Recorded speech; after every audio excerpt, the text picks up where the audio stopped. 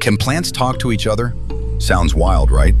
But, yep, they totally can. When a plant gets attacked by bugs, it releases special chemicals into the air, like a silent scream, and nearby plants pick it up like a warning signal, instantly boosting their own defenses.